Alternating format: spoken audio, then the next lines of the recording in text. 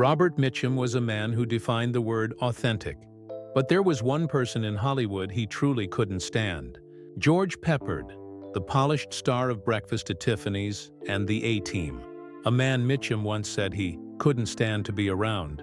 And if you knew Mitchum, that meant something, because this was a man who rarely let Hollywood politics bother him. Born in 1917 in Bridgeport, Connecticut, Mitchum grew up in chaos. His father died when he was just 2, and his mother struggled through the Great Depression to raise 3 children. Young Robert became a drifter, hopping freight trains across America, taking jobs as a ditch digger, boxer, and even landing in a Georgia chain gang after being arrested for vagrancy. These early hardships shaped him into the rugged, no-nonsense man who later became one of Hollywood's most believable tough guys. Before acting, he even worked as a ghostwriter for an astrologer and wrote poetry, showing that under his rough surface was a sharp, introspective soul. His acting career began by accident in the 1940s, when he took small roles in westerns just to support his family. But his natural charisma and quiet magnetism couldn't be ignored.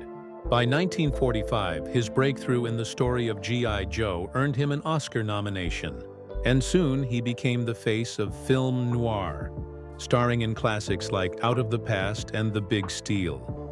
Mitchum's cool, understated delivery and half-lidded gaze made him mesmerizing. He didn't need to shout or pose. His silence was louder than most actors' entire performances. He didn't play heroes. He played real men, flawed, broken, and fascinating. When he starred in The Night of the Hunter as the terrifying Reverend Harry Powell, he cemented his status as one of cinema's most haunting figures. And later, his role in Cape Fear showed that his quiet menace could still send chills through audiences. Off-screen, Mitchum lived the same way he acted. Unapologetically, he laughed at fame, joked about his own image, and even after a marijuana arrest in 1948, which could have ended his career, he became more iconic than ever. Hollywood's bad boy who didn't care about rules. He spent decades redefining masculinity on screen, while living a grounded life with his wife Dorothy Spence, whom he met as a teenager and married in 1940.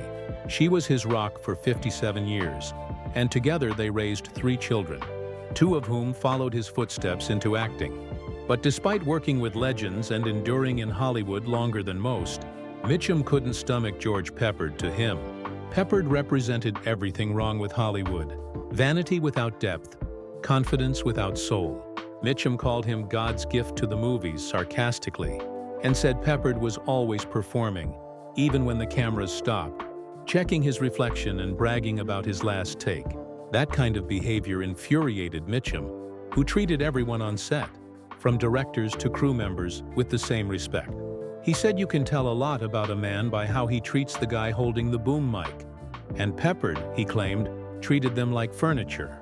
Their feud wasn't about competition. It was about values. Mitchum's acting was instinctive, raw, effortless, while Peppard's was mechanical, overthought, and theatrical. Mitchum once joked that Peppard could talk about motivation until you wanted to throw him through a wall. And though he never confronted him publicly, his distaste never faded.